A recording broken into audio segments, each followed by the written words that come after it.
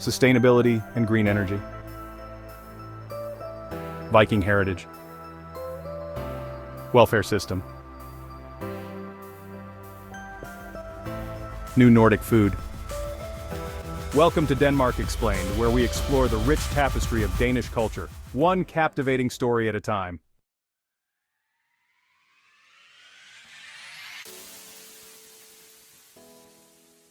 Are you dreaming of visiting Copenhagen but not sure where to start? Or maybe you're thinking about moving to Denmark but you have no idea what daily life here feels like. Here's the real question to get you thinking. Do you want to see Copenhagen like a tourist or like a local? Because today I'll show you both sides so you can decide what kind of Danish adventure you want to have. But before we continue, please support the channel by pressing the like button, share and hit subscribe. And if you want to see more, remember to click on the playlist link below in the description. Thank you.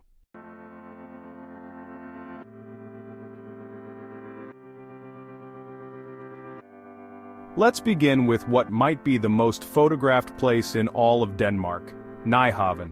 You've seen this colorful row of old houses along the canal in almost every Google search and travel guide about Copenhagen. But what many don't realize is that Nyhavn wasn't always this pretty. In the past, it was a working port, a rough, noisy, dirty area full of sailors, traders, and pubs where people drank hard after months at sea. For centuries, this was Copenhagen's gritty waterfront. Today, the warehouses are transformed into trendy cafes and restaurants.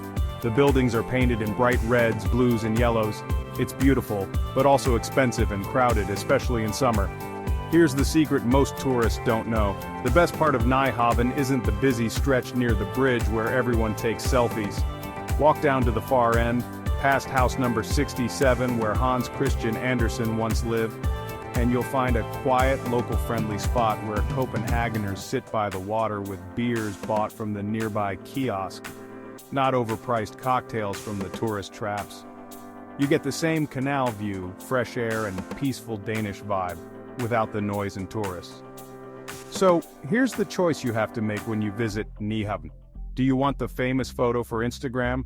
Or do you want to sit like a Dane and enjoy the simple beauty that locals actually love?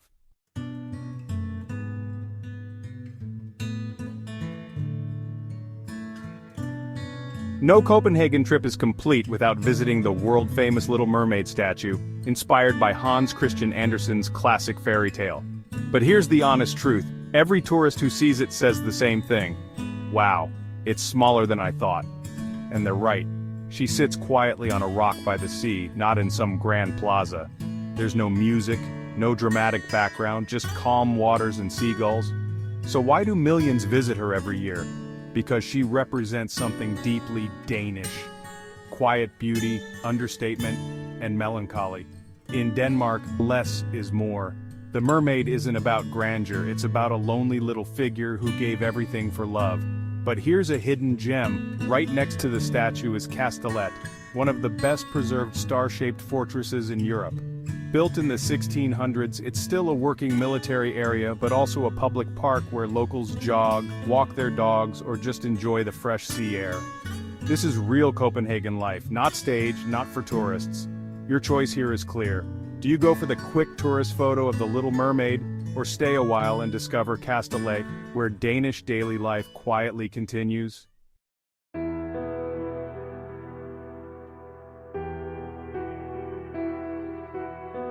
Next, we have the magical world of Tivoli Gardens, the second oldest amusement park in the world, opened in 1843.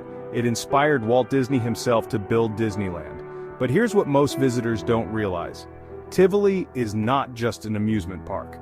It's also a place where Copenhageners go after work to relax, meet friends, listen to music, and soak up the cozy Danish atmosphere. What the Danes call Hygge. The rides are fun, sure, but they're expensive. Many locals skip the rides completely and just pay for entrance to enjoy the beautiful gardens, fairy lights, restaurants, and open-air concerts. In the evenings, Tivoli becomes magical, with glowing lamps, quiet corners, and a soft breeze in the summer or sparkling Christmas lights in winter. So the real question is, do you spend your money for rides and thrills, or do you go for the peaceful, cozy Danish vibe that locals actually come here for? Even if you're on a budget, you can enjoy Tivoli's magic like a real Dane.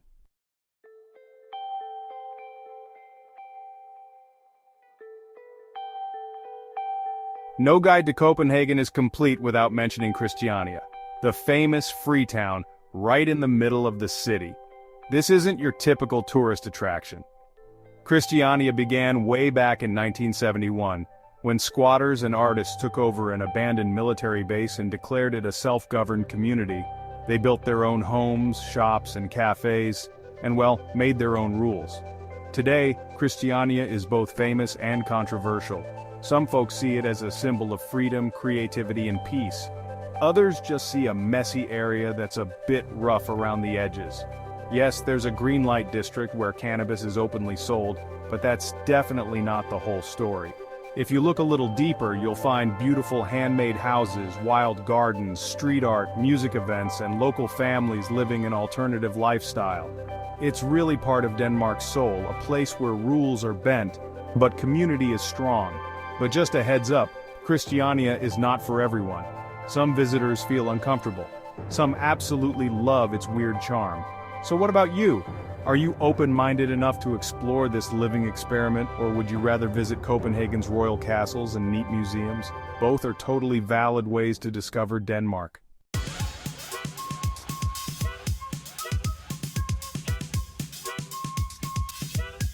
If you want to understand real Danish life, you must try biking. In Copenhagen, bikes are everywhere. There are more bikes than cars. Even Denmark's politicians ride bikes to parliament. It's healthy, green, fast, and deeply part of the culture. But for visitors, the bike lanes can be scary. Locals ride fast, know the rules perfectly, and expect you to do the same. If you stop suddenly or forget to signal, you'll hear a sharp bell ring behind you, or worse, get yelled at in Danish. So here's the safe way to do it. Start in the quiet districts like Outtro or Nørrebro. Wide bike lanes, slow pace, and parks nearby. Practice here, then try the city center. Biking gives you freedom to explore hidden alleys, waterfront paths, and green parks that cars and buses miss. And you'll feel like a real Dane. Wind in your hair, sun on your face, independent and free.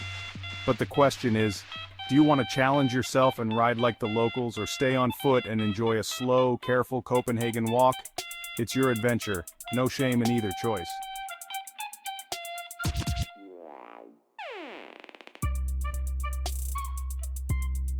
Let's talk food, the soul of every culture. In Denmark, that means smørrebrød, open-faced sandwiches piled with fresh, strange, beautiful toppings. The classic flavors: raw pickled herring with onions, liver pâté with crispy bacon, egg with shrimp and dill. These are bold, salty, old Viking flavors, not soft, sweet, or simple. Danes love this lunch meal, especially with a cold beer or schnapps. It's what they eat on holidays, family Sundays, and fancy business lunches. But tourists sometimes fear it. Raw fish? Liver paste? What is this? Here's your safe bet. Visit Torvehallerne Food Market, a clean, modern market near Nørreport Station. Here you can try small portions from trusted stalls, with plenty of other choices nearby, like pizza or sushi if you lose your nerve. Trying smørrebrød is trying real Danish history. Bold, strange, unforgettable. Your foodie choice is, do you dare to taste Denmark's most famous lunch? Or play it safe with something familiar? Your call, but I say be brave.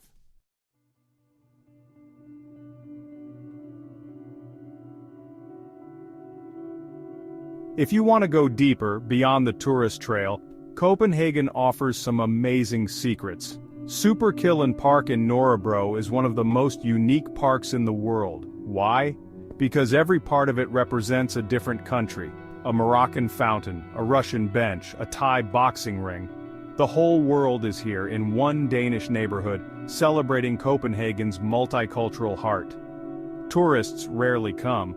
Locals bring kids, skateboards, and coffee. It's colorful, weird, and totally Copenhagen.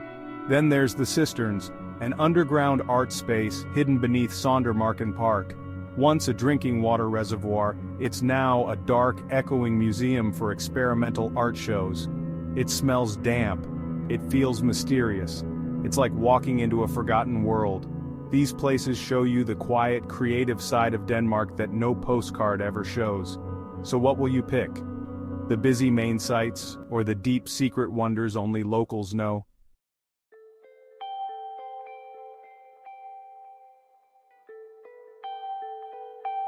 So here's the question again. Your choice to make. Will you visit Copenhagen like a tourist, snapping the famous photos, checking the guidebook boxes, or will you wander off the path like a curious local and find the Denmark most visitors never see? Because here's the truth, both ways are fine. But whichever you choose will shape the memories you take home forever. Copenhagen isn't just a city, it's a mood. A slow, cozy, surprising place where little details matter. And if you ever move here, these moments are the ones that will become your daily life. We hope you enjoyed this video. Feel free to share your thoughts in the comments below. Don't forget to like, share, and subscribe. It really helps us bring you more amazing content. Join us here at Denmark Explained, where we uncover the wonders of Danish culture, one story at a time. See you in the next video.